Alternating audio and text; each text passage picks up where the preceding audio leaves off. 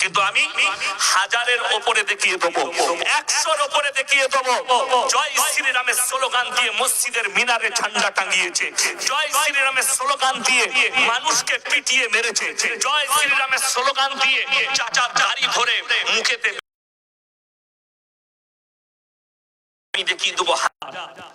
শুনে নাও, এক সপ্তাহ আগেকার খবর, Bombay tata Memorial hospital Asia মহাদেশের সব থেকে বড় ক্যান্সারের ডাক্তারখানা, যেখানে অনেক বড় লোকরা খানা বিলি করে না বড় লোক যাদেরকে আল্লাহ পয়সা দিয়েছে তারা খানা বিলি করে রাস্তায়, বড় বড় টাউনে।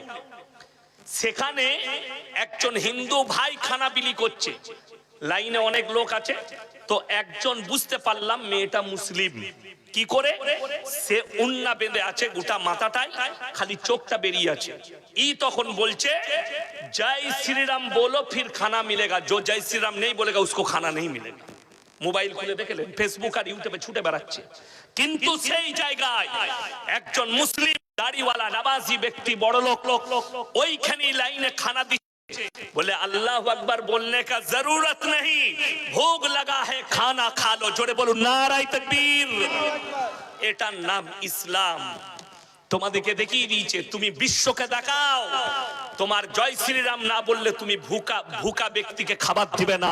আর রাসূলের হাদিস শুনে যাও মিঠুন চক্রবর্তী ভালো করে। আমার রাসূল সাল্লাল্লাহু আলাইহি সাল্লাম বলেছেন, তোমার বাসে কে বাস করছে দেখো না, সে হিন্দু হোক, আদিবাসী হোক, দলিত হোক, খ্রিস্টান হোক, সে যদি ক্ষুধার্ত হয় খাবার দাও, বস্ত্রহীন হলে বস্ত্র দাও, বিপদে পড়লে পাশে দাঁড়াও। জোরে বলুন সুবহানাল্লাহ। এটা ছিল রাসূল সাল্লাল্লাহু আলাইহি সাল্লামের আখলাক। ওই জন্য আমরা দেখি না আমার বাড়ির পাশে কে বসবাস করছে, সে ক্ষুধার্ত হলে খাবার দিই, বস্ত্রহীন হলে বস্ত্র দিই। আল্লাহ রাসূল বললেন তোমরা মুমিন ততক্ষণ হতে পারবে না যতক্ষণ পর্যন্ত তোমার কাছ থেকে তোমার প্রতিবেশী সুরক্ষিত নয়। পাশে যেই বাস করুক তাকে আপনাকে সুরক্ষা দিতে হবে। তোমার যদি হিম্মত থাকে মুর্শিদাবাদের 70% লোককে কেটে দাও। তুমি কার ভাষা বলছো আমাদের জানা আছে, আর তুমি কি জন্য বলছো জানা আছে। বড় কষ্টের বিষয়, ইসলামের বিরুদ্ধে যদি কেউ কথা বলে সে ওয়াই ক্যাটাগরির বডিগার্ড ভারতে পায়। ভারতের মাটিতে আপনারা অনেকে জানেন না, মকবুল ফিদা হোসেনকে ভারত ছাড়া করা হয়েছে দেবদেবীর নগ্ন ছবি আঁকার কারণে। মোবাইল খুলে দেখলেন লন্ডনে আছে মকবুল ফিদা হোসেন, একজন মুসলিম ব্যক্তি, দেবদেবীদের নগ্ন ছবি এঁকেছিল, তাকে ভারত ছাড়তে হয়েছে। আর যদি মনে করেন এটাকে আমরা সাপোর্ট করি না, ইসলাম সাপোর্ট করে না কারণ দেবদেবীর ন্যাংটো ছবি আঁকবে, তাকে ফাঁসি দেওয়া দরকার ছিল যে একটা ধর্মকে অপমান করেছে। কিন্তু দুঃখ লাগে এই দেশের প্রতি, এই দেশের আপনার রাজনীতিবিদদের প্রতি, তসলিমা নাসরিনের মতো হারামের আওলাদ দেহ ব্যবসায়ী ভারতে ঠাঁই পেয়েছে খালি রাসূলকে গালি দেওয়ার কারণে, কোরআনকে গালি দেওয়ার কারণে তাকে গার্ড দিয়ে রেখে দিয়েছে। একজন বলছে আসাদ নূরকে কিছু বলুন, যদি হিম্মত থাকে তার ঠিকানাটা দে, কোথায় থাকে তাকে বলুন তো, যে তুমি প্রকাশ করছো না কেন নবীজিকে এত গালি দিচ্ছ আল্লাহকে, একবার খালি বলে দাও আমি অমুক জায়গায় আছি, কোন বাপের বেটা আছিস আমার সঙ্গে দেখা কর। ওকে সেই বাপের জন্মই দেয় নাই। আমি হারামের আওলাদ বলছি তসলিমা নাসরিনকে। অনেকজন মনে করছেন কেন আমার কাছে দলিল আছে, কি আছে বললাম দলিল। বইটার নাম লজ্জা, লেখক হচ্ছে তসলিমা নাসরিন। বইটার নাম কি বললাম? লজ্জা। এই লজ্জা বইয়ের তসলিমা নাসরিন নিজে লিখেছে, আমি আমার মাকে আমার চাচার মশারিতে দেখেছি। যার জন্মটা তার চাচা দিয়েছে সে কি করে হালাল আওলাদ হলো? কথাটা বুঝতে পেরেছেন না পারেননি? সে তো হারামের আওলাদ। তাকে যারা সাপোর্ট করে তাদের জন্মটাও ঠিক এই ধরনেরই হয়ে আছে। অনেকজনের গায়ে লাগবে স্পষ্টবাদী লেখিকা। যদি স্পষ্টবাদী লেখিকা হয়, আল্লাহ রাসূলের হাদিস, তুমি তোমার ভাই, তোমার মা বাপ, তোমার প্রতিবেশী কেউ যদি পাপ করে আর তোমার হাতে ধরে বলে ভাই পাপটা দেখে নিয়েছো, আমি জীবনে আর করবো না, ইস্তেগফার করছি, এটা তুমি কেউ কি বলো না। মুমিন ব্যক্তি সে যে দিলেতে গেঁথে রেখে দিয়ে কারো কাছে প্রকাশ করবে না। আল্লাহ তোমার হাদিসে আছে 10টা বড় গুনাহকে গোপন করবে কিয়ামতের দিনে। যে নিজের মায়ের দোষটা কাগজে কলমে লেখে সে কি করে চরিত্রবান হতে পারে লেখিকা? আমার ভাই, আল্লাহর কসম করে বলে যাচ্ছি, ইসলাম এই শিক্ষা দেয়নি। যদি বলেন সে তো মুসলিম ঘরে জন্ম নিয়েছে, নাজিয়া ইলাই খান মুসলিম ঘরে জন্ম নিয়েছে, ওই জন্য আল্লামা ইকবাল লিখেছেন, ইস ঘর কো আগ লাগি ঘর কি চিরাগ সে। মুসলমান, তোমরা নিজেদের ঘরে নিজেরা আগুন ধরিয়েছো। আপনার ছেলে কলেজে যায়, আপনার ছেলে ইউনিভার্সিটিতে যায়, আপনার ছেলে স্কুলে পড়ে, একদিন যদি ছেলে কামাই করে টিউশন, মা মারে না মারে না? বাপ মারে না মারে না? আপনি বাবা হয়ে বলেন যে আমি এত টাকা দিয়ে টিউশন রেখেছি, টিউশন কামাই, আমি এত টাকা দিয়ে স্কুলে পড়াচ্ছি, স্কুল কামাই, আপনার ব্যথা লাগে। হাই রে মুসলমান, 20 বছর বয়স হয়ে গেল, জীবনে এক ওয়াক্তের নামাজ পড়ে না। তুমি তোমার ছেলেকে কোনোদিন বললে না যে আজকে নামাজ না পড়লে তোমাকে ভাতই দেবো না? ঠিক বললাম না ভুল বললাম? কেউ বেটার উপরে অত্যাচার করে নামাজ না পড়ার কারণে? মেয়ে স্কুল থেকে এলো, মেয়েকে কবার বলেছে মা যে তুমি নামাজটা পড়ে নাও, জোহর কাজা হয়ে গেছে পড়ো, আসর পড়ে নাও, তারপরে তোমাকে খানা দিচ্ছি? মা জিজ্ঞেসই করে না। মেয়ে খানা খেতে বসেছে তো মোবাইল, মেয়ে শুচ্ছে তো মোবাইল, মেয়ে বসে আছে তো মোবাইল, মোবাইলে আসক্ত হয়ে গেছে। কেন? বেঈমান কাফেররা জাল ছুঁড়েছে আপনার উপরে, আপনি সেই জালেতে ফেঁসে গেছেন। আমাদের কম ফেঁসে গেছে, এই জাল থেকে বেরোনো বড় মুশকিল হয়ে দাঁড়িয়েছে, বড় মুশকিল। কেন? বেঈমান কাফেরদের মেহনতি হচ্ছে এদিকে কোরআন থেকে বিচ্ছিন্ন করে দাও, রাসূলের হাদিস থেকে বিচ্ছিন্ন করে দাও, এদিকে উলামা থেকে বিচ্ছিন্ন করে দাও, এদিকে মাদ্রাসা মসজিদ থেকে বিচ্ছিন্ন করে দাও। আমার বর্ধমানের কথা বলছি, আমার এক ছাত্র ইমামতি করে। আমি বললাম মসজিদে কটা মুসল্লি? বলছে হুজুর দুটো। দুটো কি রে? হ্যাঁ, ফজরের সময়। বলে ফজরের সময় একজন আসে, আর শীত পড়ে গেলে কেউ আসে না, আমি একা। এটা বাস্তব বলছি। ফেসবুকে দেখবেন, ফেসবুকের মুসলমান আলাদা আর অরিজিনাল মুসলমান আলাদা। ফেসবুকের মুসলমান নামাজ এক ওয়াক্তের পড়ে না, কিন্তু ফেসবুকে লিখছে আমাদের বুকটা ফেটে গেল, বাবরি মসজিদ ভেঙে গেল। তুমি কাঁদছো বাবরির জন্য, আর তোমার মসজিদ কাঁদছে তোমার জন্য, তুমি জীবনে নামাজ পড়তে যাও না। এটাই হচ্ছে দুঃখের, এটাই হচ্ছে বেদনা। অথচ রাসূল সাল্লাল্লাহু আলাইহি সাল্লামের হাদিস, যার নামাজ নেই তার মধ্যে ইসলাম নেই, যার নামাজ নেই তার। আশা করি বলিউডের যতগুলো নায়ক আছে সব থেকে দিলদরিয়া লোক হচ্ছে সালমান খান। সে 100 টাকার মধ্যে 90 টাকা তার চ্যারিটিতে খরচ হয়। কোন বাচ্চার যদি ব্লাড ক্যান্সার হয়, তার চ্যারিটিতে চলে যাবেন মুম্বাই, 1 টাকা আপনার খরচ নাই, আপনার যাতায়াতের খরচটাও তার ফ্রি। কিন্তু মুসলমান বলা যাবে না, মুশরিক। যদি বলেন এত ভালো কাজ করছে, এর বদলা দুনিয়াতেই পাবে, আল্লাহ তাদেরকে দুনিয়াতেই দিয়ে দিবে। ঈশ্বরচন্দ্র বিদ্যাসাগর ভালো মানুষ না খারাপ? ভালো মানুষ। কবিগুরু রবীন্দ্রনাথ ঠাকুর ভালো মানুষ, স্বামী বিবেকানন্দ ভালো মানুষ, বঙ্কিমচন্দ্র, শরৎচন্দ্র, যারাই আছেন কবিরা ভালো মানুষ। তারা কারো ক্ষতি করেনি, বহু মানুষের উপকার করেছে, ভদ্রলোক ছিলেন।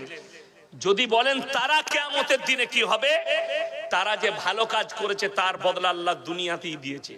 তাদের মৃতবার্ষিক পালন হয়, হয় না হয় না?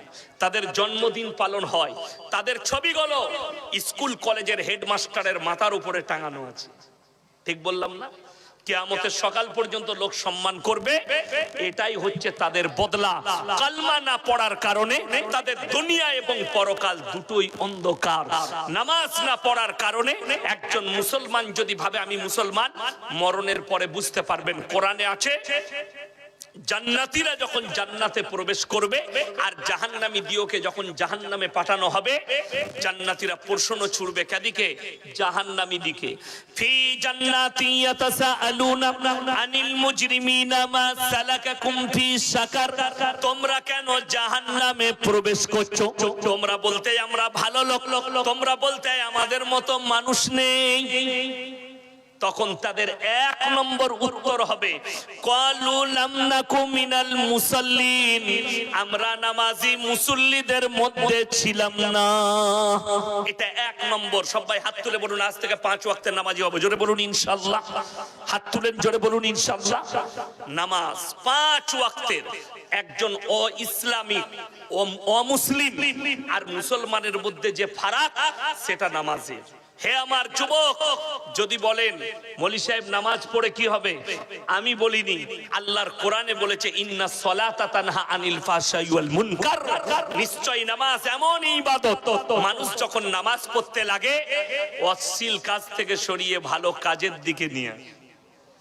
কিন্তু বড় কষ্টের বিষয়, দুঃখের বিষয়, আমাদের বেশিরভাগ লোক বেনামাজ।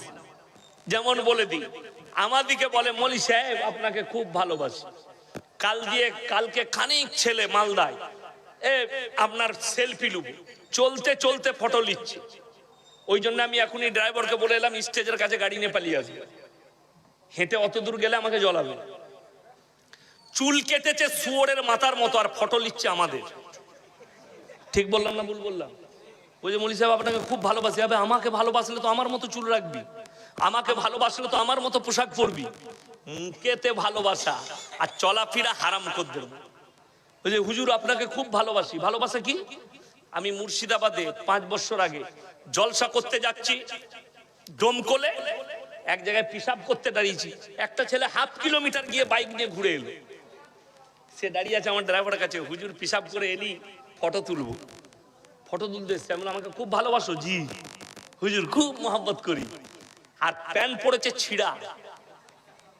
হ্যাঁ, এখন তো বিপদ। বেঈমান কাফেররা এমন জাল বিছিয়েছে, আপনি বলছেন আমি ইসলামকে মহব্বত করি, এই মৌলবিদিকে ফলো করতে পারলেন না, আপনার মুখেতে দাঁড়িয়ে এলো না, আপনার শরীরে ইসলামিক পোশাক এলো না, আপনার কালচারটা ইসলামিক এলো না। কেন? বেঈমান কাফেররা ঢেকে ফেলেছে। আখরি জামানায় এমন একটা জামানা আসবে, রাসূল সাল্লাল্লাহু আলাইহি সাল্লাম বলেছেন যে পূর্ববর্তী যুগের ওই বর্বরতার যুগের পাপগুলো মডেলিং বলে চলে আসবে। আজকে ছোট পোশাক পরাটা আমাদের দেশের মহিলারা মনে করেছে এটা মডেলিং। ঠিক বললাম না ভুল বললাম? ছোট পোশাক পরা, ছোট প্যান্ট পরছে, টিকটক করছে, গান করছে। আবার কিছু মেয়েকে দেখছি হিজাব করে আসসালামু আলাইকুম, আল্লাহর নবী বলেছে, আল্লাহর নবী বলেছে তুই জাহান্নামে আগে যাবি। খালি ওই ভিডিওটা ছাড়ার কারণে। টিকটক কোথা থেকে পেলি, কে বলল? বড় কষ্ট লাগে। আগে আপনাকে ভাবতে হবে, আগে আপনাকে ভাবতে হবে। মৌলবীর বিবি যদি টিকটক না করে তো আমার বইয়ের জন্য জায়েজ কি করে হবে? কথাটা বুঝতে পারেননি? মৌলবীর বিয়েতে যদি গান বাজনা না হয় তাহলে আমার বিয়েতে কি করে হবে আপনাকে ভাবতে হবে। আপনি ওটা ভাবেন না, আপনি মনে করেন মৌলবী বলছে আর কি সব কথা কি শুনতে হবে নাকি? বলতো সমাজও কিছু মানতে হবে, আর সমাজ মানলে তোর কাছে মদটাও যায়। যেমন আমাদের দেশের বহু লোক আছে সকালবেলায় বিড়ি না খেলে হাগাই হয় না। ঠিক বললাম না ভুল বললাম? মসজিদের পায়খানা করে হারাম করে বিড়ি খাচ্ছে, ও বেরিয়েছে, ইমাম ঢুকেছে, ইমামের বমি হয়ে গেছে। বন্ধু জিজ্ঞেস করুন সমাজের লোককে। আমি সেদিনে জিজ্ঞেস করেছি মুর্শিদাবাদে, এ বাবা কাঁচা পেঁয়াজ খেয়ে মসজিদে যাওয়া যাবে? আপনারা কি বলছেন যাবে? যাবে না। আপনি কত সুন্দর উত্তর দিলেন, না যাবে না কাঁচা পেঁয়াজ খেয়ে। কেন? মুখে দুর্গন্ধ হবে। আল্লাহর নবী বলেছেন তোমার পাশের লোককে তুমি কষ্ট দিও না। আর বিড়ি সিগারেট গুটকা খেলে আতরের মতো সেন্ট করবে, তাই তো?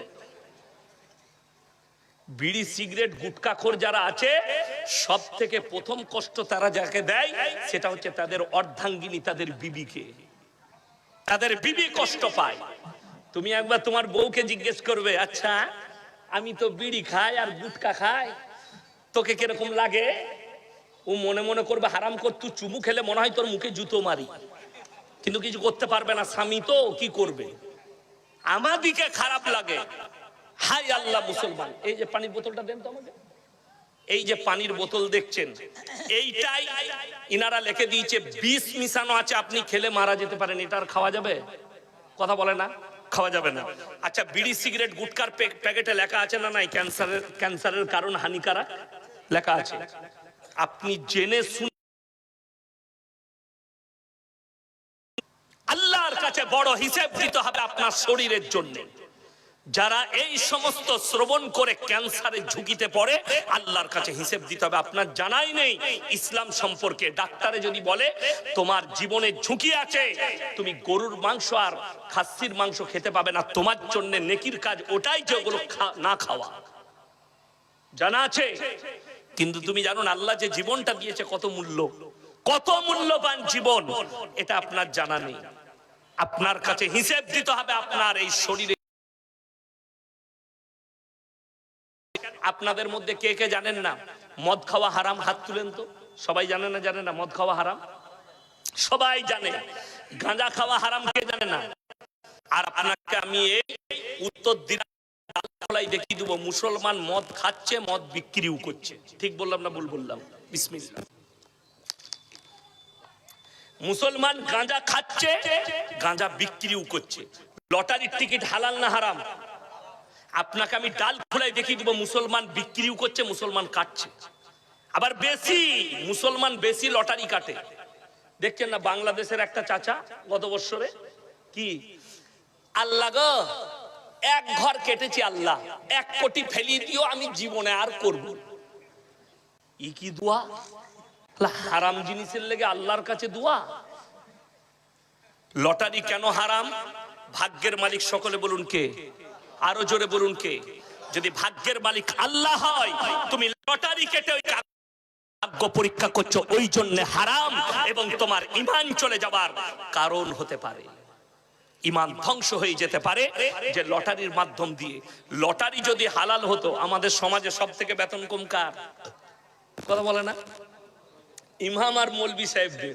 তো সব থেকে প্রথমে তো লটারি আমরা কাটতাম, একটা কেটেলি, যদি 1 কোটি পড়ে যায় আর মসজিদে থাকবো না। কথাটা বুঝতে পারেন? আমরা কাটি না।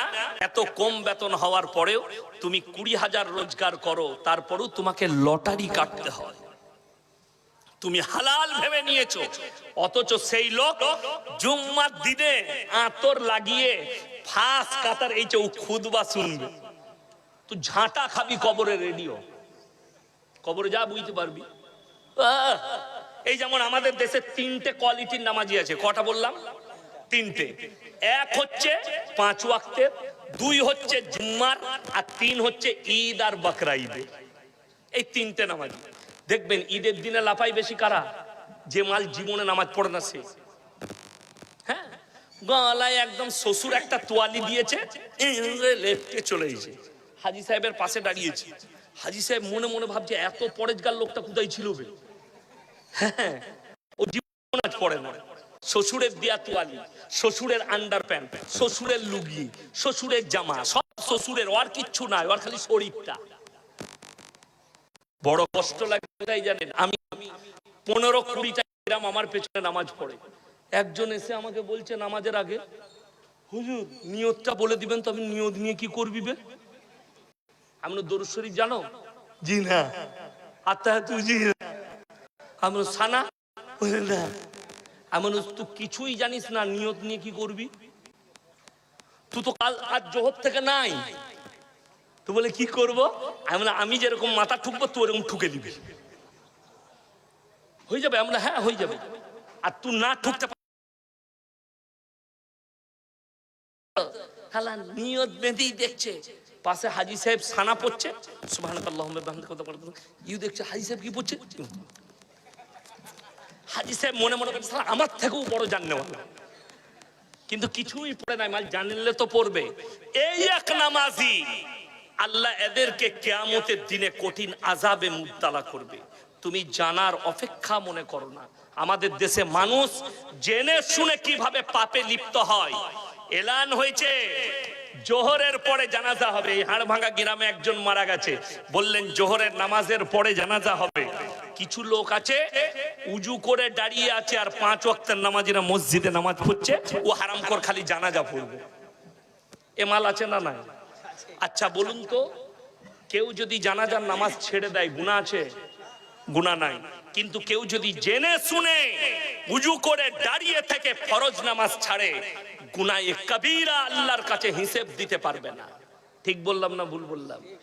বড় কষ্টের বিষয়, ই তো নামাজই পড়ে না আর নিজেকে মুসলমান বলে দাবি করছে যে আমার মতো আশিকে রসুল কেউ নাই। তুমি নবীকে মহব্বত করো অথচ তোমার জীবনে এক ওয়াক্তের নামাজ নেই। তুমি আল্লাহর কাছে কিভাবে দাঁড়াবে অথচ রাসূল সাল্লাল্লাহু আলাইহি সাল্লাম, বুখারী শরীফের হাদিস, আল্লাহর রাসূলের ওয়াফাতের হাদিস, নবীজি সাল্লাল্লাহু আলাইহি সাল্লাম আখরি জিন্দেগির আখরি ওয়াক্তের নামাজ, রওয়ায়েতে আছে দুজন সাহাবীর কাঁধে হাত রাখলেন, নবীজি অসুস্থ, পাটা ছেঁচুড়ে ছেঁচুড়ে মসজিদে নববীতে দাঁড় নবীজি নামাজ আদায় করলেন। নবীজির নামাজ মাফ হয়নি আর তুমি হারাম করে বলছো নবীজিকে ভালোবাসি, জীবনে নামাজ পড়ো। তুমি নিজের এই অন্তরকে জিজ্ঞেস করো যে তুমি সত্যিকারী ইমানের উপরে টিকে আছো নাকি। আমি বলতে যাব না, তুমি সবাই নিজের হৃদয়ের খবর জানবে যে আমি কতটা ইসলামকে মেনে চলি। আপনি হৃদয়কে জিজ্ঞেস করুন। কোরআনে আছে ওমাল হায়াতুদ দুনিয়া ইল্লা মাতাউল গুরুর। আজকে আমি যে গাড়িটা চেপে এসেছি এটা আমার অরিজিনাল গাড়ি নয়, এটা আমার অরিজিনাল গাড়ি নয়। আমার আসল গাড়ি হচ্ছে জানাজার খাটটা। আমাকে যে দেখতে পাচ্ছেন পোশাক পরে আছি আমরা, এই পোশাক অরিজিনাল নয়। মরে যাওয়ার পরে পোশাক খুলে দিয়ে আমার অরিজিনাল পোশাক হবে কাফনটা। আপনি যে বাড়িতে এসি চালিয়ে থাকছেন, ফ্যান চালিয়ে শুচ্ছেন, লেপ ঢাকা দিয়ে শুচ্ছেন, এই বাড়ি আসল নয়। আপনার অরিজিনাল বাড়ি হচ্ছে কবরটা। এই তিনটে জিনিস মাথায় করে চিন্তা করবেন আমি চলে যাওয়ার পরে যে আমার অরিজিনাল বাড়ি এটা নয়, আমার অরিজিনাল বাড়ি কবরটা। আমার অরিজিনাল পোশাক এটা নয়, অরিজিনাল পোশাক হচ্ছে আমার কাফনটা। অরিজিনাল আমার গাড়ি এই রেল ট্রেন প্লেন নয়, আমার অরিজিনাল যাবার গাড়ি হচ্ছে আমার কাঁধের চার পায়াটা, খাটটা, যেখানে আমার লাশ যাবে। কোরআন বলছে ওয়াল হায়াতুদ দুনিয়া ইল্লা মাতাউল গুরুর। এই দুনিয়াটা সম্পূর্ণ ধোঁকা। তোমরা ধোঁকার মধ্যে পড়ে আছো, যেদিনে তুমি মারা যাবে তোমার ধোঁকা সেই দিনে খুলে যাবে।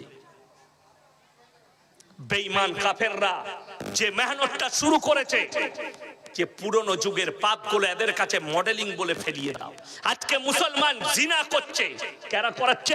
ইহুদি নাসারা বেঈমান কাফেররা, অথচ আমরা জানি না যে এগুলো জিনার কাজ। আমি কালকে জলসায় বলেছি তারা নাম রেখেছে ভ্যালেন্টাইন ডে, কাজ কিন্তু হচ্ছে জিনা করা। তারা নাম রেখেছে রোজ ডে, কাজ হচ্ছে কিন্তু জিনা করা। তারা নাম দিয়েছে চকলেট ডে, কাজ হচ্ছে জিনা করা। তারা নাম দিয়েছে কিস ডে, কাজ হচ্ছে জিনা করা। এগুলো সব জিনার এক একটা রাস্তা তারা খুলে দিয়েছে যাতে মুসলমানরা বুঝতেই না পারে, অথচ জিনাই লিপ্ত হয়। এমন একটা যুগ আসবে পৃথিবীতে হারাম আওলাদে ভরে যাবে যেটাকে আমরা রুখে দাঁড়াতে পারবো না। আজকে মৌলবীরা আছে মেহনত করছে, আমাদেরকে বলতে শুনতে পাচ্ছেন আল্লাহ রাসূলের হাদিস, আখরি জামানায় এক শ্রেণীর এমন হুজুর বের হবে যাদের দ্বারা ইসলাম বিকৃত হবে এবং মানুষ তাদের দ্বারা পাপেতে লিপ্ত হবে। তারাই হবে জাহান্নামের প্রথম খোরাক। কোরআন খুলে আপনি বলছেন মৌলবী চিনতে পাচ্ছি না। কালকের জলসায় একজন এসে আমার সঙ্গে দেখা করলো, ভদ্র মানুষ, ভালোবাসে আমাকে, নেতা। আমাকে বলছে হুজুর নিজেদের মধ্যে আপনারা মিটিয়ে নিতে পারেন এক জায়গায় বসে, আপনি এর বিরুদ্ধে বলছেন, ও আর বিরুদ্ধে বলছে। আমি বললাম রাসূলের হাদিস মিথ্যা হয়ে যাবে। কথাটা সবাই শুনে যান, সবারই কানে ভরছি আমি। যারা বলছেন এক জায়গায় বসে আপনারা মিটি নিয়ে একটা প্ল্যাটফর্মে আসুন, পৃথিবীর মৌলবীরা, নবীজির হাদিসকে মিথ্যা বলা হবে, আল্লাহর রাসূলের হাদিস, আমার উম্মতরা ৭৩টা দলে বিভক্ত হয়ে পড়বে। এই হাদিস সত্য হবে, ৭৩টা দল হবে, তবে কিয়ামত সংগঠিত হবে। এটা লিখে নিয়ে যান কাগজ থেকে, এটাকে আপনাকে বিশ্বাস রাখতে হবে। যদি বলেন কোন মৌলবীটা চিনবো কি করে, আপনাদের এখানে সবজির হাট আছে না নাই? আছে। সকালবেলায় কানা বেগুন কেউ কিনে না, বেগুনটা ঘুরিয়ে দেখে নেয়। আপনি 3 বার ঘুরিয়ে দেখবেন মালটা কানা আছে নাকি। কেন? কানা বেগুন কিনে ঘরে এলে বউ বলবে তুমি কানা নাকি গো, দেখে লাওনি? বলবে না? বলবে না। তুমি পচা টমাটোর নিবে না, ঘুরিয়ে দেখে নিবে। তুমি পচা মাছটা নিবে না, পেটটা টিপে দেখে নিবে। কিন্তু দুঃখের বিষয় কি, আপনি পচা হুজুর চিনতে পারেননি। কানা বেগুন চিনেছেন, কানা মৌলবি চিনতে পারেননি, এটাই আপনার জন্য ক্ষতিকারক। যদি বলেন চিনব কি করে, কোরআন শুনেলেন, ইন্নাল্লাযীনা ইয়াকতুমুনা মা আনজালাল্লাহু মিনাল কিতাব ওয়া ইয়াশতারুনা বিহি সামানান কালীলা উলাইকা মা ইয়াকুলুনা ফি বুতুনিহিম ইল্লান নার ওয়া লা ইউকাল্লিমুহুমুল্লাহু ইয়াওমাল কিয়ামাতি ওয়া লা ইউযাক্কিহিম ওয়া লাহুম আযাবুন আলীম। হে আমার বিশ্বনবী, পৃথিবীর মানুষকে বলো, তোমাদের মধ্যে কিছু এমন মৌলবি থাকবে যারা আমার কোরআনের আয়াতকে লুকিয়ে দেবে নিজেদের পেট চালাবার জন্য। তারা নিজেদের পেটেতে আগুন ছাড়ায় আর কিছু ভরে না। আমি আল্লাহ কিয়ামতের দিনে তাদেরকে কঠিন আযাবে মুবতালা করে দেব। এটা কোরআন, আমি কঠিন আযাবে মুবতালা করব। দেখতে পাচ্ছেন না বাংলাদেশে? আমি আজ কি শুনছিলাম, কি যে একজন বক্তা বলছে, তার নাম হচ্ছে আবরারুল হক আসিফ, যুবকরা খুব ভালোবাসে, সে প্রেমের প্রমোট করছে। তোমার যদি কোনো মেয়েকে পছন্দ হয় তাকে তাড়াতাড়ি প্রপোজ করে ফেলো। প্রপোজ মানে আই লাভ ইউ, আমি তোমাকে ভালোবাসি। হারামখোর এরাই জিনার প্রমোট করছে। এই মৌলবি কথা ধরা পড়বে কিয়ামতের দিনে। ইসলামে প্রপোজ শব্দটাই হারাম। কি বললাম? প্রপোজ শব্দটাই হারাম। যদি বলেন কোন যুবকরা শুনে যাও, যুবতীর যদি কোনো ছেলেকে পছন্দ হয়, যুবকের যদি কোনো ছেলেকে পছন্দ হয়, মেয়েকে পছন্দ হয়, নবীজির সুন্নাত তরিকা হচ্ছে করতে চাই। নবীজি উত্তর দিলেন, তুমি ফাতেমার থেকে ভালো বিবি পাবে, ফাতেমা তোমার থেকে ভালো স্বামী পাবে। আপনারা জানেন মালদা ডিস্ট্রিক্ট আপনাদের সঙ্গে লেগে আছে, লেগে নাই? হ্যাঁ, মালদা ডিস্ট্রিক্টে আপনাদের এখানে কি আছে জানি না, ধারে বউ পাওয়া যায়। ধারে বউ শুনেন না? হ্যাঁ, আমি গত বছরে মালদা এক জায়গায় জলসা করছি। এই আপনাদের মতো অল্প স্বল্প লোক নয়, 1000 2000 নয়, 20,000-এর মতো শ্রোতা ছিল। আদায় জলসা নয়, বিরাট প্যান্ডেল, কয়েক লক্ষ টাকার প্যান্ডেল। তো বললে স্টেজ এর থেকেও বড়। বললে হুজুর 4টা বিয়ে পড়াবো। আলহামদুলিল্লাহ বিয়ে পড়িলাও, তারপর আমি বক্তব্য দেবো। আমি স্টেজে বসে রইলাম, সব নিজের ইমাম এনেছে বিয়ে পড়াবে। বলছে 80,000 টাকা দেলমোহর, 200 টাকা লগত, 79,800 টাকা ধার, যা বুঝে করো। হয়ে গেল বিয়ে। আমি দেখলাম বেচারারা চলে যাবে নাকি ঠিক না, আমি বলিনি। আমি বললাম বাবা, আমি সেদিনে ট্রেনে এসেছিলাম, তো আমি বললাম বাবা আমি ট্রেনে এসেছি ভাই, আমার কাছে পয়সা সেরকম নাই। 800 টাকা বাড়ি থেকে নিয়ে বেরিয়েছিলাম, 200 টাকা ট্রেনে খাওয়া দাওয়া করেছি, 600 টাকা আছে। 200 টাকায় বউ পাওয়া যাচ্ছে, ঘরে আছে 600 টাকায় আর 3টে বউ লুবো, 4টা জায়েজ আছে।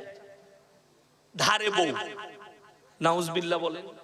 যদি বলেন ধারে বউ লিয়া যাবে না, না। শুনেলেন আমার কাছে রাসূল আকরাম সাল্লাল্লাহু আলাইহি সাল্লাম হযরত আলীকে বললেন, আলী তুমি মহারানা নিয়ে এসো, আমার মেয়ের সঙ্গে তোমার বিবাহ দেওয়া হবে। আলীর কাছে পয়সা ছিল না। হযরত আলী রাদিয়াল্লাহু তাআলা আনহু নিজের যুদ্ধের জামাটা মার্কেটে বেচতে গেছেন, সেই জামাটাও কিনেছেন কে? হযরত উসমান গনি রাদিয়াল্লাহু তাআলা আনহু। সেই টাকার দ্বারা দেলমোহর মিটিয়েছে। আর আমাদের দেশে 1 লাখ টাকা দেলমোহর, 200 টাকা লগত, বাকি বলে 99,800 টাকা ওটা বউকে বলবে আমি ক্ষমা করে দিলাম। কে বললো তোমাকে?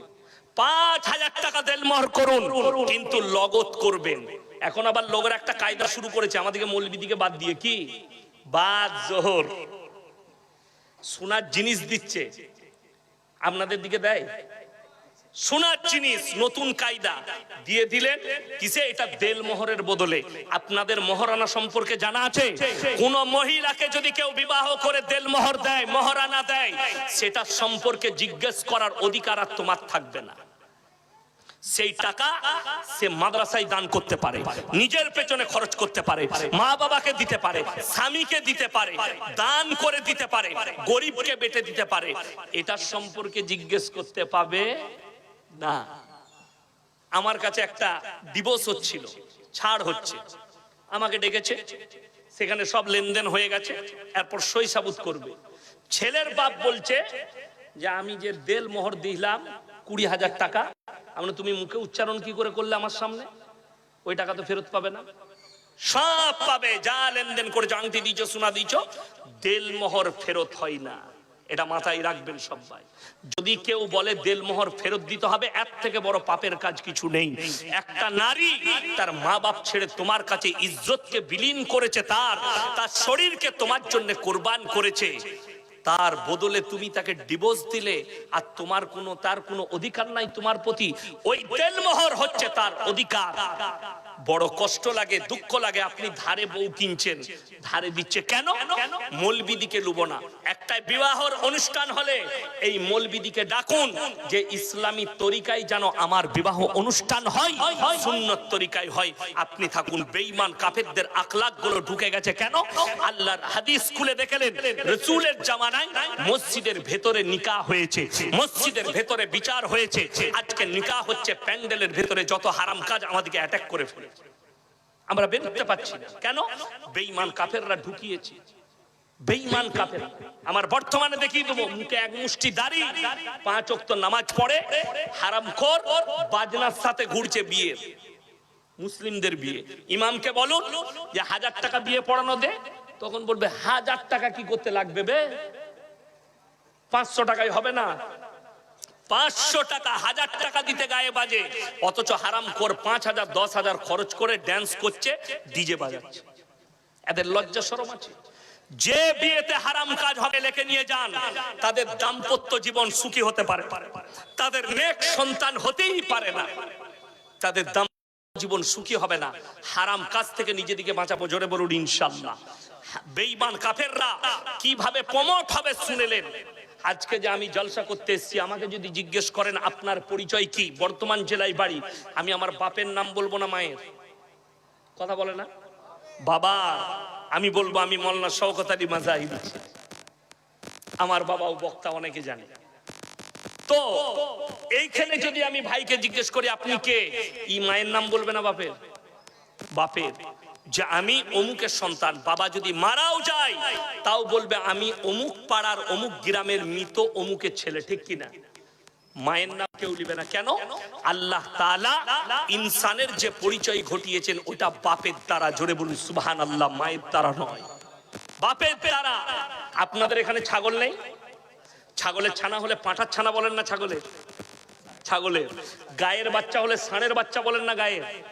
গায়ের। কেন? আল্লাহ জানোয়ারের পরিচয় ঘটিয়েছে মায়ের দ্বারা। একটা জানোয়ার মাঠে যাবে, 5টা পাঁঠা তার সঙ্গে মিলামিশা করতে পারে।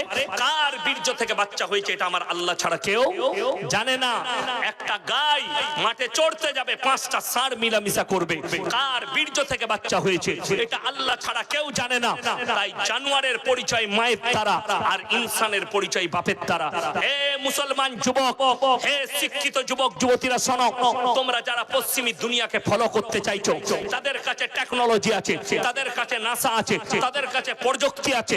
আল্লাহর কসম করে বলছি তাদের কাছে জান্নাতে যাবার কোনো পথ নেই। তাদের পুরো পথটাই জাহান্নাম অধিকারী হবার পথ।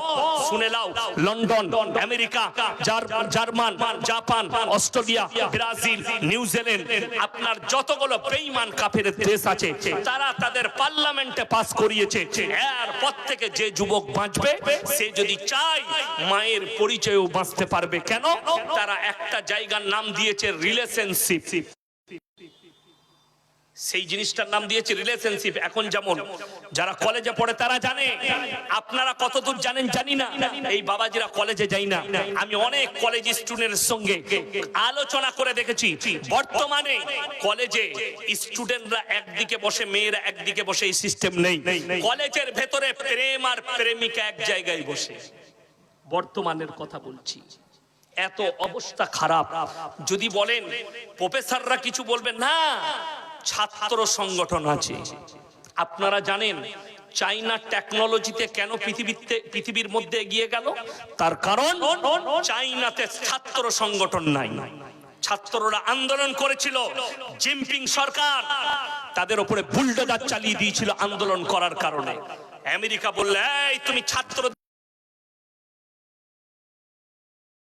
এইখানে ছাত্র আন্দোলন করতে দেবো না, আর ছাত্র সংগঠন হবে না। তারা টেকনোলজিতে এগিয়েছে, আর আমাদের দেশে ছাত্র সংগঠন হওয়ার কারণে আর জি করে এই ঘটনা ঘটেছে।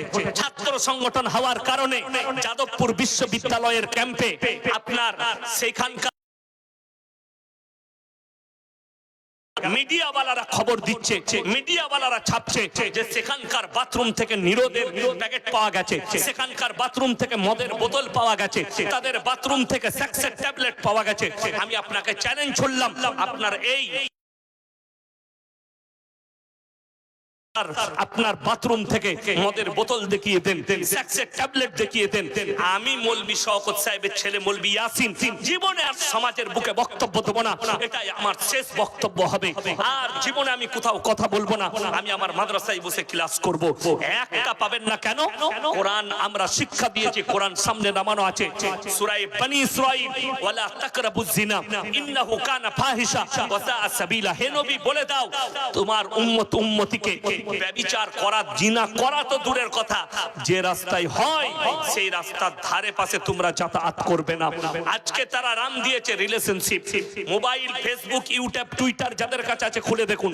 এক সপ্তাহ আগে, যদিও ফুটবলারটার নাম আমি করব না, একটা দামি ফুটবলার, কোন দেশের সেটা জানি না, সে ফেসবুকে পোস্ট করেছে সর্বপ্রথম তার গার্লফ্রেন্ড, বিবাহিত বউ নয়, গার্লফ্রেন্ড, তার পেটে বাচ্চা আছে, সে তার ফেসবুকে ফটো দিয়ে লিখেছে যে আমি গর্ভবতী। তারপরে সেই ফুটবলার লিখছে আমার সন্তানের নাম হবে এটা। পরবর্তীতে এই মেয়েটা আবার পোস্ট করছে এই সন্তান তোমার নয়, তোমার সঙ্গে রিলেশনশিপ ছাড়ার পরে আমি অন্য জনের সঙ্গে মিলামিশা করেছিলাম, এই সন্তানটা তার। জোরে বলুন নাউজুবিল্লাহ। হারাম আওলাদ গুলো প্রমোট পাবে যেদিনে মুসলমান অ্যাকসেপ্ট করবে যে হ্যাঁ এই মৌলবীরা কিছুই জানে না, আমরা রিলেশনশিপে থাকবো। রিলেশনশিপে থেকে যে বাচ্চাটা হবে ওই বাচ্চাটা হারাম আওলাদ। আমাদের সমাজের সবথেকে বড় পাপ যেটা ছুটে এসেছে সেটার নাম পরকিয়া। লোকের বউকে নিয়ে পালিয়ে যাওয়া, লোকের বউয়ের সঙ্গে সম্পর্ক করা। তার একটাই কারণ, আপনার বাড়িতে পর্দা নেই, আপনার দরজায় পর্দা নেই, আপনার ফ্যামিলিতে পর্দা নেই, আপনার স্ত্রীর কাছে পর্দা নেই। আর কোরআন বলেছে ওয়াদরিব খুমুরিহিন্না আলা জুনুবিহিন, হে নারী তুমি পর্দা নির্ধারিত করো, তোমরা কোনোদিন ধর্ষিতা হবে না, তোমরা কোনোদিন লাঞ্ছিত হবে না। এটাই ইসলাম বলছি, কোরআন বলেছে। অথচ আপনি ভেবে দেখুন আপনার বাড়িতে ফ্যামিলিতে পর্দা নাই, আমাদের দরজাগুলো খোলা। সকালবেলায় পাড়ার ছেলে এসে বলছে কই গো ভাবি বলে ঢুকে পড়লো, যা বুঝে করো। ইয়াসিন সাহেবের সঙ্গে বন্ধুত্ব হয়েছে, আমাকে বলছেন মলি সাহেব আমার বাড়িতে একদিন আসুন না, দাওয়াত দিলেন, গেলাম, ঘরে বস করালেন। আপনার বউকে ডাকছেন, আরে ইয়াসিন ভাই আমার বন্ধু হয়, তুমি এসো তো, দিয়ে আমার সঙ্গে গল্প। আবার একদিন এসছি, আরে ইয়াসিন ভাই আপনি ভাবির সাথে গল্প করেন, আমি একটু গিয়ে নাস্তা নিয়ে আসি। তো এরকম যদি আমি এক সপ্তাহ গল্প করতে পাই, তোর বউকে তো এমনি নিয়ে পালাবো আমি। কথাটা বুঝতে পারেননি? যদি বলেন কেন, তুমি তো সর্বপ্রথম হারাম কাজ করেছো। সেই মৌলবীকে জিজ্ঞেস করলেন না যে আপনি পর্দা করলেন না? একটা পর নারী আর পর পুরুষ নির্জনে থাকা হারাম। তৃতীয় নম্বর যে হাজিরি দিবে তার নাম হচ্ছে শয়তান, তার নাম শয়তান। ওই জন্য আমি বলে যাচ্ছি বাড়িতে পর্দা আনবেন, সকলে জোরে বলুন ইনশাআল্লাহ। আমাদের সমাজের পর্দা কি জানেন? মসজিদে নামাজ পড়তে যাচ্ছে, আবে আমার মতো পরেজগার কেউ নেই, আমি খুব ইসলাম মেনে চলি, হাদিস মেনে চলি। সকালবেলায় উঠে বউকে নিয়ে কোথায় যাবে? ডাল খোলা যাবে মোটরসাইকেলে করে। ফজরের নামাজ পড়েছে, পেছনে বউ বসে আছে, নিজের শরীরটা গোটাই ঢাকা, আর বইয়ের পেটও বেরিয়ে আছে, পিঠও বেরিয়ে আছে, আর মাথাও বেরিয়ে আছে। ঠিক বললাম না ভুল বললাম? তুমি কি করে নিজেকে মুমিন বলছো? অথচ যাকে ঢাকা দরকার ছিল তাকে খুলে দিয়েছো। আর তোমার হুঁটোটা বেরিয়ে গেলেও দোষ ছিল না, কিন্তু তুমি নিজেকে ঢেকে রেখেছো। এইখানে ইনি আর আমি ক্লোজ বন্ধু। আচ্ছা ক্লোজ বন্ধু হলে ইয়ার কি হয় না? হয় না মজা? আমি পর্দা বুঝাচ্ছি, ক্লোজ বন্ধু মানে মজাক হবে। ইনাকে যদি আমি বলি ভাই ইয়ার কি মেরে তোমার বইয়ের ব্লাউজের সাইজ কত, ঝগড়া হবে না? হবে না? কথা বলে না? আপনারা হাসছেন। ইনার আর আমার মধ্যে দ্বন্দ্ব হয়ে গেল। ইনি বলবেন এত বড় কথা ইয়াসিন ভাই বললেন, আমার সঙ্গে সম্পর্ক থাকবে না। হে মুসলমান যুবক, ভেবে দেখো তুমি সামান্য খালি তোমার বন্ধু বলেছে তোমার বইয়ের ব্লাউজের সাইজ কত, সম্পর্ক ছিন্ন করে দিলে। আর তোমার বিবি বাজারে গেছে, বিবিকে বাজারে ঠেলে দিয়েছো, একটা পর পুরুষ বসে আছে দোকানে, সেখানে গিয়ে তোমার বিবি নিজের মুখে বলছে দাদা আমার একটা 40 সাইজের ব্লাউজ দাও তো, তখন তোকে লজ্জা লাগে না? কথাটা বুঝাতে পারলাম? পর্দা তোমার বিবি। আরে মুর্শিদাবাদের রোজার মাসে আমি 2-3টে জলসা করি, মুর্শিদাবাদে জলসায় গেছি তো বেলডাঙ্গায় একজন মুফতি সাহেব আছে জার্জিস হোসেন কাসমি, আমার বন্ধু। তো আমি তাকে বললাম ভাই আপনার মাদ্রাসায় ইফতারি করবো, বলে চলে আসুন, বিরাট আয়োজন করেছে, ইফতারি করলাম। আমি বললাম ভাই জামা কাপড় কিনা হয় নাই, 25শে রমজান হয়ে গেছে, তো আমাকে জামা কাপড় কিনতে হবে, কোথায় যাব? একটা বড় দোকানের নাম করলো, আমি গেলাম, ঢুকেই দেখছি আল্লাহ সব খালা, আমি একা খালি খালু। আমি কি বিপদ করলাম? আমাকে দোকানি বলছে হুজুর যান না, আপনি দাঁড়ান। আমি লজ্জায় একটা মেয়ের জামা নিয়ে বেরিয়ে পালিয়ে এলাম। দুঃখটা কোথায় জানেন? যেটা বললাম ওটাই। ব্লাউজ কিনছে একটা পর পুরুষ বসে আছে, ছায়া কিনছে একটা পর পুরুষ বসে আছে, আর স্বামীকে বলছে কই গো আমার শাড়ি ছিঁড়ে গেছে, একটা শাড়ি এনে দিবে না, ব্লাউজ ছিঁড়ে গেছে। ই হারামখোর চায়ের দোকানে 3 ঘন্টা আড্ডা মারছে, আর বউকে বলছে তুই চলে যা না, পয়সা নিয়ে টোটো করে নিয়ে চলে আয়। তো তোর বউ পালাবে না তো মৌলবীর বউ পালাবে? আপনাদের কি মনে হচ্ছে আমি এসছি আজকে 407 কিলোমিটার আমার বাড়ি থেকে? কত বললাম? 407 কিলোমিটার। আমি বাড়িতে ফ্যামিলিতে সময় দিই না কি দিই না? যেদিন থেকে আপনার ওই আগস্ট থেকে জলসা শুরু হয়েছে, রোজার আগের দিন পর্যন্ত একদিনও খালি নেই। তাইলে কি আমার বিবি ছিঁড়া জামা পরে থাকবে না ন্যাংটো থাকবে বাড়ি? এই জলসায় যেতে যেতে রাস্তায় নিয়ে রাতের বেলায় পৌঁছে দিই, যাতে তাকে না ছুটতে হয়, বাড়িতে পৌঁছে দিই। তারপরও আমাদের বিবি, আমি চ্যালেঞ্জ ছুড়ে বলে গেলাম বর্ধমান টাউনে যেমন আপনারা মোবাইলে দেখেছেন, আমাকে চিনে না এমন কেউ নেই। অমুসলিম ভাইরাও চিনে। আমার বাজারে কেউ যদি বলে দিতে পারে ইয়াসিন সাহেবের স্ত্রী পর্দায় এসে বোরকা পরে একটা রুমাল কিনেছে, আমি জীবনে আর সমাজের বুকে বক্তব্য দেবো না, আপনাদের কাছে বাইক ক্যামেরা ক্ষমা চেয়ে যাব কেউ যদি প্রমাণ দিতে পারে। আরে বড় দুঃখের বিষয়, আমরা তো আমাদের বিবিকে পর্দাই দিতে পারলাম না, আর আপনি জান্নাতের আশা করে বসে আছেন। বেশিরভাগ মহিলা জাহান্নামে যাবে খালি বেপর্দা হওয়ার কারণে। আজকে ছোট পোশাক পরছে আর বলছে এটা মডেলিং। যদি তোমার ছোট পোশাকটা মডেলিং হয়, জেনে রেখে দিবে তোমার এই ডালখোলা থানার সব থেকে বড় মডেলিং হচ্ছে ডালখোলার কুত্তাগুলো, যারা কোনো পোশাকই পরে না। আপনারা ভেবে দেখুন, পুরুষের জন্য টাকনুর ওপরে কাপড় পরা কি সুন্নত? যে পুরুষ টাকনুর নিচে এইখানে কাপড় পরবে তার ওই অঙ্গগুলো আল্লাহ জাহান্নামের আগুনে জ্বালাবে। নারীদের জন্য টাকনুর নিচে কাপড় পরতে হবে। কিন্তু বেঈমান কাফেররা দেখেছেন এখন যে কাপড়গুলো বার করছে সালোয়ার গুলো এইখানে, ঠিক বললাম না ভুল বললাম? এরকম জায়গায় থাকছে মেয়েদের। আর কিছু কিছু হারামখোর মেয়ে আছে পায়ে আবার কার বেঁধেছে, কার বেঁচে লজর লাগবে না, ওইটাই তো শিরক। কার বাঁধলে যদি লজর না লাগে তাহলে দড়ি বেঁধে দে আর মরবি না, গলায় বাঁধ। কষ্টের বিষয়, আপনি শিরকের উপরে বিশ্বাস করেন একটা কার, অথচ পা বেরিয়ে আছে। ওই পা দেখে যে সমস্ত যুবকদের মনেতে জিনা জাগবে, সমস্ত জিনা করার পাপ ওই মহিলার উপরে যাবে।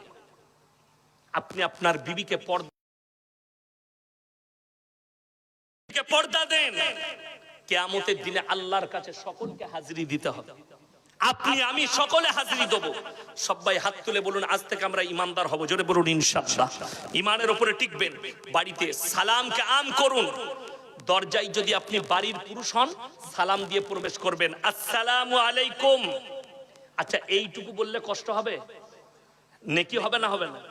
নেকি পাবেন। সালাম দেওয়া সুন্নত, উত্তর দেওয়া ওয়াজিব। আপনি সালাম দিলেন, বাড়িতে আপনার মা, আপনার বোন, আপনার বিটি তাদের শরীরের কাজ করতে গিয়ে কাপড় সরে গেলে যখনই আওয়াজ পাবে কাপড়টা ঢাকা নিয়ে নিবে। ঠিক বললাম না ভুল বললাম? কিন্তু আমাদের দেশে দরজায় কিচ্ছু লেখা নাই, হলছে সালামু আলাইকুম ভাবে, আর ভাবির গায়ে কাপড় নেই। ঠিক বললাম না ভুল বললাম? দরজায় লিখে দেন বিনা অনুমতিতে পর পুরুষের প্রবেশ করা নিষেধ। দরজায় লিখুন সালাম দিয়ে প্রবেশ করুন। আপনি বাড়ির পুরুষ হলেও সালাম দেন। আপনার মা, আপনার যুবতী বিটি, আপনার বোন আছে, তারা যেন শরীরের কাপড় ঠিক করতে পারে। সালাম কাম করতে পারলাম না, হে আমার যুবক, তোমার বন্ধুত্ব শেষ করো চায়ের দোকানে, তোমার বন্ধুত্ব শেষ করো খেলার মাঠে, তোমার বন্ধুত্ব শেষ করো তোমার ক্লাবে। বন্ধুত্ব যদি তোমার বিবির কাছ পর্যন্ত যায়, তোমার বিবি পরকীয়ায় লিপ্ত হবে। এটা আমি ইসলাম বুঝাচ্ছি। হারাম নির্জনে একজন পর পুরুষ। আজকে আমার মহিলারা শুনেলেন, পুরুষরা যারা মনে করছেন, আল্লাহ কোরআনে বলেছে 18 পারা প্রথম পৃষ্ঠা, কাদ আফলাহাল মুমিনুন, হে নবী প্রকৃত মুমিন কারা? আল্লাযীহুম ফি সালাতিহিম খাশিউন। প্রকৃত মুমিন তারা যারা নিজেদের নামাজে যত্নবান, নামাজ পড়েন, মনোযোগ থাকে না। ঠিক বললাম না ভুল বললাম? নামাজের নিয়ত বেঁধেছে, মন কিন্তু টাকায় পড়ছে না হেলে বাজারে। আমাদের দেশে তো বেশিরভাগ নামাজি যখন ইকামত শুরু হয় তখন ঢুকে বাজারে দোকান, আল্লাহু আকবার আল্লাহু আকবার আশহাদু আল্লা ইলাহা ইল্লাল্লাহ, তখন ছুটছে,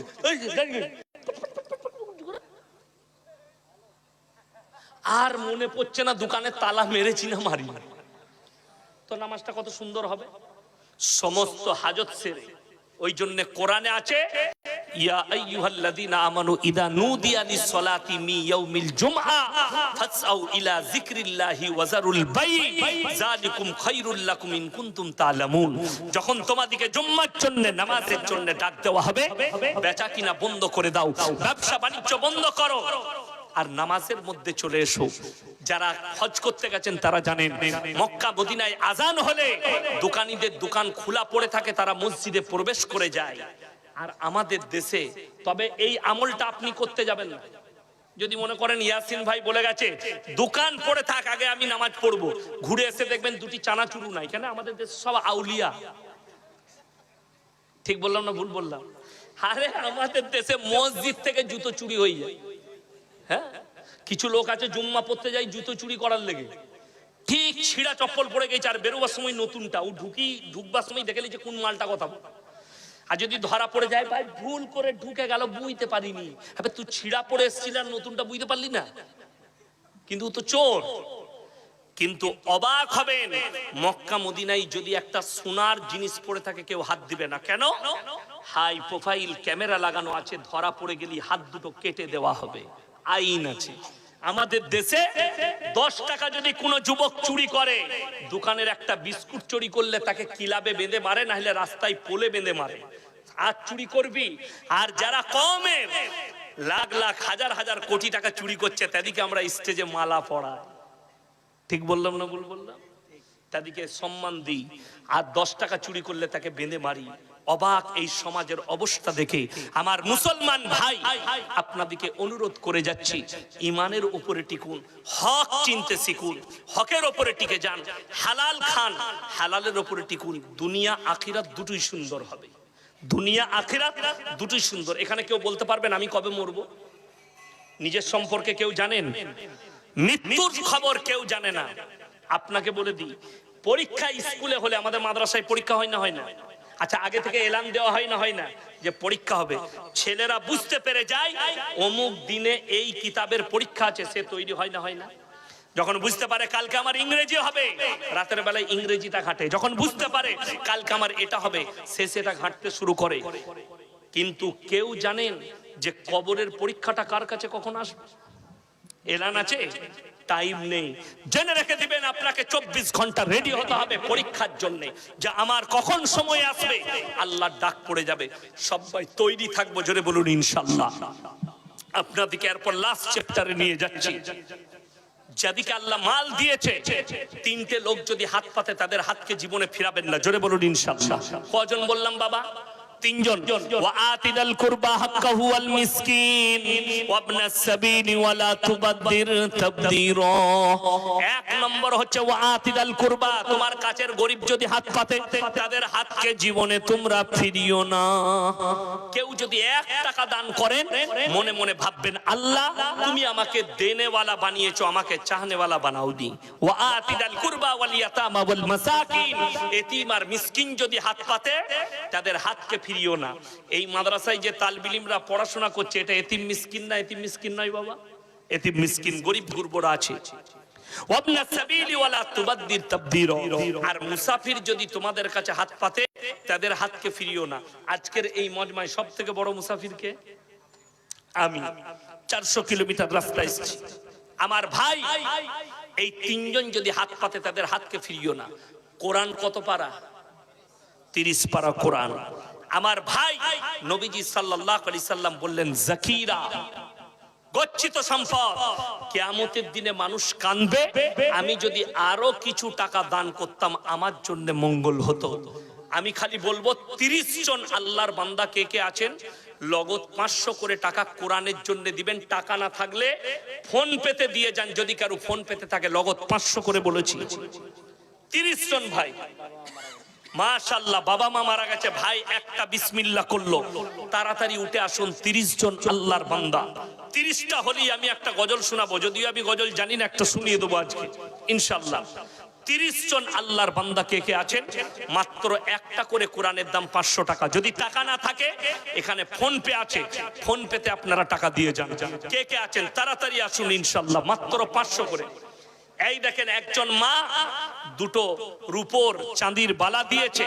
আল্লাহ দানকে কবুল করুক, নেক নিয়তকে আল্লাহ পুরো করুক। মাশাআল্লাহ, জাযাকাল্লাহ। এই দেখেন আর একজন ভাই দুটো, মাশাআল্লাহ। এই তো একটা কোচি কি নাম? মাশাআল্লাহ কাকু, নাউজুবিল্লাহ, কাকু মারা গেছে 5 তলা উপর থেকে। আল্লাহ উনাকে জান্নাতি করুক, বলুন আমিন। আল্লাহ এই বাচ্চার হায়াতে বরকত দাও। 4 জন হয়ে গেল মাশাআল্লাহ। 5 জন ভাই, জাযাকাল্লাহ। 6 জন, জাযাকাল্লাহ। 7 জন ভাই। আমি 30টা চেয়েছি কোরআন শরীফের পয়সা। কে কে আছেন? কোন আল্লাহর বান্দা আছেন? চলে যাবেন না, মাত্র 500 করে। আল্লাহর হাবিব সাল্লাল্লাহু আলাইহি সাল্লাম মক্কা নগরীতে এলান করেছেন, ওয়ামা ইউকরিদুল্লাহ, আল্লাহর রাস্তায় কে কি করবে হাসানা দিবে বলো। নবী সাহাবীরা নিজেদের জান মালের কুরবানি দিয়েছেন, নিজেদের সব কিছুর কুরবানি দিয়েছেন। আজকে